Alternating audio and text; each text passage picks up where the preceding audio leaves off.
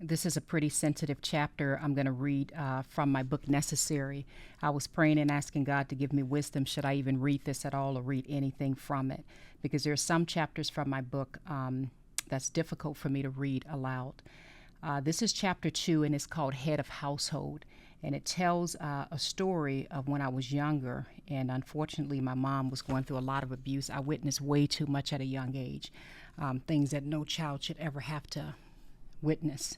And this just gives a little bit of a story of what happened the night we fled in the middle of the night. I am not going to read this all the way through, but I just want to give you a little bit of a glimpse of this. I pray that this helps you to stand stronger and to not be afraid, to not fear when the enemy comes against you.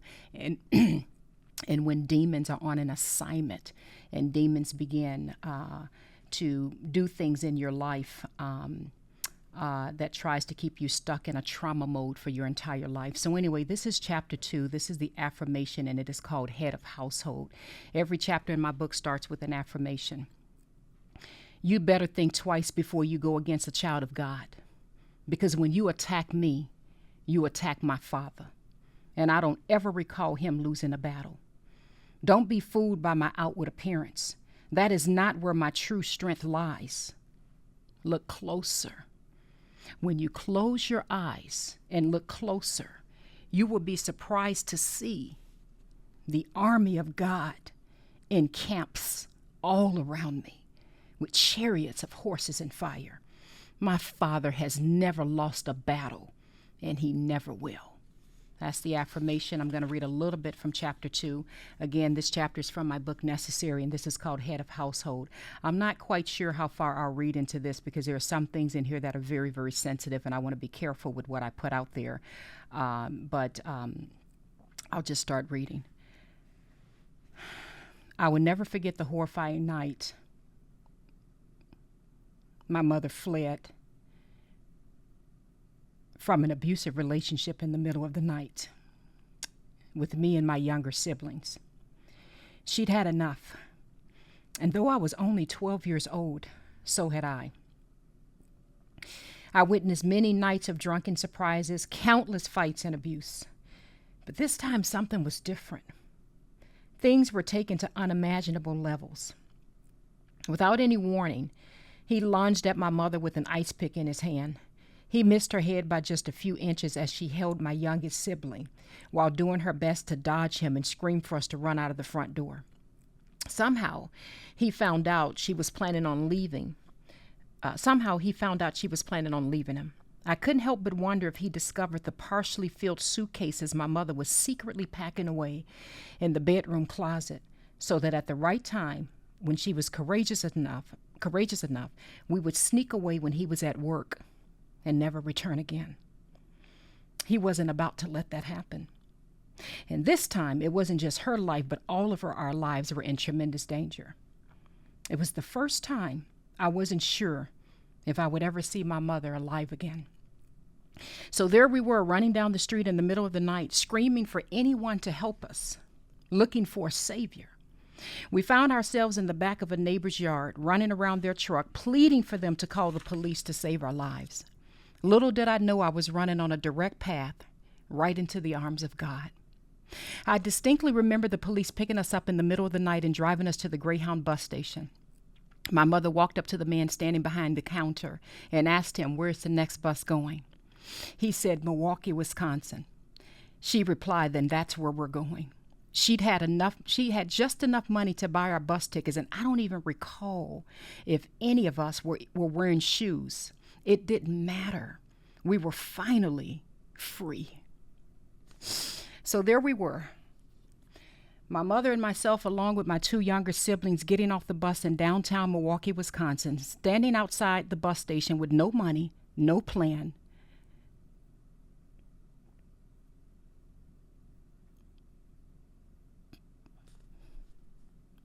No home, and no support from anyone. I will never forget the moment I heard my mother asking a stranger for a quarter so she could make a phone call. I remember thinking, we don't even have a quarter. What are we going to do? But my mother was a praying woman. And despite our circumstances, she saw God in everything. She would always say God can make a way out of no way. Her faith in God was so strong, it somehow gave me comfort in the middle of our storm. By sheer grace, God provided shelter for us a few nights through a distant relative. And within days, God opened doors for my mother to get on public assistance and get an apartment. She immediately enrolled in college and began her 10-year journey to receive a bachelor's degree and become a social worker. The battle of abuse was finally over. So I thought. I don't know how far I'm going to go into this. I always leave you all feeling encouraged. Every chapter in my book is left to leave you on a high. So there are some parts in here I'm not going to read through because I don't plan on reading this entire chapter.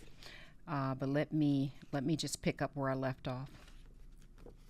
Right now, I'm in my book Necessary on page 19. This chapter is called Head of Household. The battle of abuse was finally over, so I thought. Within months of fleeing to a new state, a new man entered our lives. I didn't like his fishy eyes the moment I met him. I saw the same demon in his eyes that we had just left behind. Only this time I was watchful and ready to protect my family at the ripe age of 12. My God. It was in the middle of the night. I heard commotion in my mom's room. He was yelling at her for being on the phone and accusing her of talking to another man. Just as I turned the corner to make my presence known,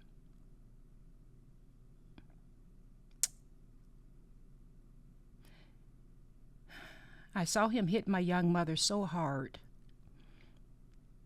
with such a mighty force. It knocked her off the bed onto the floor, and the phone completely shattered. I stood there staring at that demon standing above my mother, as though he'd taken his rightful place to ascend his throne. A lion took over my small 90-pound frail body, and I stood up to that beast with a power and a force that only came from my Father in heaven. Now, I'm going to skip over the next part of this because it's a little graphic what happened and what I went and grabbed and what I did. You would have to read the book yourself to go through that. I like to be careful with what I share, but so I'm just going to drop down a little bit to the point where my mother started begging me to go back into my bedroom. My mother begged me to go back to my room. I didn't hear her. I heard the thunder of clouds, the feet of armies by my side, and the thrust of 10,000 angels standing all around me. I stood in that doorway, legs spread apart, and then I go on to talk about some pretty graphic things in terms of what I was holding and what again, I'm not going to go into detail into that. So I'm going to skip down a little bit more. Time was frozen, and I was unwilling to relent, unwilling to relive my past childhood trauma of witnessing countless episodes of abuse from demons on assignment. And then I go on to talk about and describe who this man is. I'm going to skip past that a little bit just because it's pretty sensitive. And I'm just going to skip to the part where he thought that he'd overtaken many territories in the past. And I could sense he thought he'd conquered another one. But this time he met his match. He met his match in the body of a young 12-year-old girl with nations rising up inside of her. I can still recall his heavy breathing, fist still tightened. My mother was still on the floor, holding her bleeding mouth in agony. But there she stood, a 90-pound warrior in pajamas. And now I'm going to skip again with what was going on because it's a bit too graphic. I don't want to talk about what I had or what I was holding or anything like that. I don't condone violence, nor do I want to promote it. But again, you'd have to read to get a little bit more detail. So I'm just going to skip down a little bit. I courageously made a loud proclamation: we will not go through this again. We did not come all this way to deal with the same stuff. Get out. He grinned. Then he laughed nervously. I stood there as though having an out-of-body experience, watching myself, a young warrior refusing to surrender. She did not take her eyes off her prey. She wasn't intimidated at all by his stature nor his throne. She had nations rising up inside of her. That night, she was not only as bold as a lion, she became a lion. There's more to this. I'm going to stop right there. I didn't want to read. I wasn't planning on even reading that much. I'm going to come back and read perhaps a little bit more from my book. I'll decide if I'm going to continue reading more from this chapter or if I'll jump to another chapter. But let me end this on a positive, especially for those of you who may be able to identify with what I'm going through. I'm going to jump to the end and read the reflection. At the end of every chapter, there's a reflection, and then I give recommended readings, and then there's assignment questions, because the whole point of Necessary is not just sharing my story, but taking you on a transformational journey with me. Some of you, and I'm sure can relate, perhaps, I'm assuming, have been through so much childhood trauma and so much in your life, but there's a defining moment, and this was my defining moment when I realized I had more power within me than I knew. And I realized and I knew that there was thousands of angels all around me. It's as if that was the moment that I became a lion in the spirit. And when I say a lion in the spirit, you all know what I'm referring to. I've talked about that quite a bit, and there's even a chapter in my book called You Are a Lion. I actually did a podcast episode called You Are a Lion as well. That was one of the most viral episodes I put out, because you all said it really touched your hearts when I had to remind my daughter of who she is, that she's a lion. So let me just read the reflection, and then I'll give a few recommended readings, because again, I don't want to leave anyone on a low. I want this to encourage you. I want this to encourage you. Do not fear. I want this to encourage you, for those who are going through things. Please immediately seek help, especially if you're in a situation where there's abuse going on, or if you feel stuck in the past from a lot of the childhood trauma and things that you'd had to go through. This entire book kind of depicts, my life story, and I've gone through a lot even to get to where I'm at now, and I'm still growing and I'm still learning. We don't have to remain stuck in the past. We don't have to let that fear keep us from growing, okay? So I want to encourage you, for those who are even going through these things right now. Please get the help that you need. If you're going through some things right now, you need to get professional help. I'm talking from a professionally trained expert, right? And I also want to encourage you, God is with you. I didn't recognize it until this moment when I was like, enough is enough. And God began to show me the strength that was really inside of me. So let me read the reflection.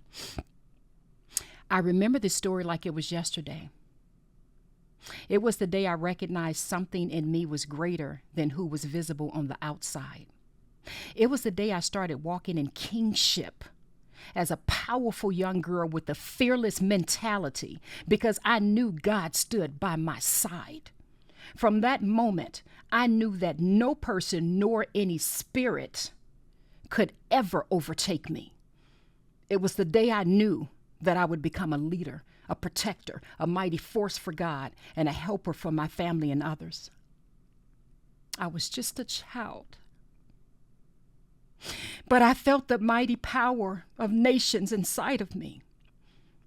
I felt the presence of a mighty warrior. I became the warrior. So that's how the reflection ends. Oh my goodness, God give me strength. Some of the recommended reading that I have in here, I'm going to give some of the scriptures I recommended. So there's a section in here that says recommended reading. Passages that reference do not be afraid or fear not are written in the Bible hundreds of times. Take a moment to read some of these passages below. And some of the passages is Isaiah 41:10, that's from the New International Version, says, do not fear, for I am with you. Do not be dismayed, for I am your God. There's another passage in Joshua 1:9 NIV that says, be strong and courageous, do not be afraid. Other passages, there's several that I put in here, but some of the other passages is Isaiah 41:13, so you all can look that up. Psalm 23, verse 4. I also give the passage of 2 Timothy 1:7. This is one of my favorites, Psalm 27, verse 1. I say this almost, there's barely a day that goes by that I don't say this passage. And it starts off saying, the Lord is my light and my salvation. Whom shall I fear? The Lord is to strengthen my life. Of whom shall I be afraid? And the reason I love that passage, it goes on to talk about when evil men come against me to devour me, it is my enemies and my foes who will stumble and fall. And then it goes on to talk about, though an army besiege me, my heart will not fear. Though war break out against me, even then shall I be confident. And I love how that passage goes on to say, one thing I ask of the Lord, this only do I seek, that I may dwell in the house of the Lord all the days of my life, to gaze upon the beauty of the Lord and to seek him in his temple. For in the day of trouble, it goes on to talk about how the Lord will hold us up. He will hold us up, and let me get it straight. I should have had my Bible right here with me. For in the day of trouble, the Lord will protect me. And it says how he will hide me in the shelter of his sacred tabernacle and set me high up on a rock. So anyway, that's one of my favorite passages. I'm going to go ahead and close this out. There's some other scriptures I mentioned in here. There's several scriptures. And then it goes on to talk about one of the assignment questions. And I'll read this assignment question to you all. This will give you something to marinate on. What does each passage mean to you?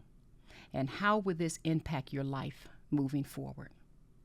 I love you all. I pray that you've been encouraged. Do not be afraid. Do not fear. You're listening to Unlocking Greatness podcast with Zenja Glass. Just read a little bit from my book, Necessary, a very difficult chapter I was actually not planning on reading, but I pray that it's helped someone. I love you all.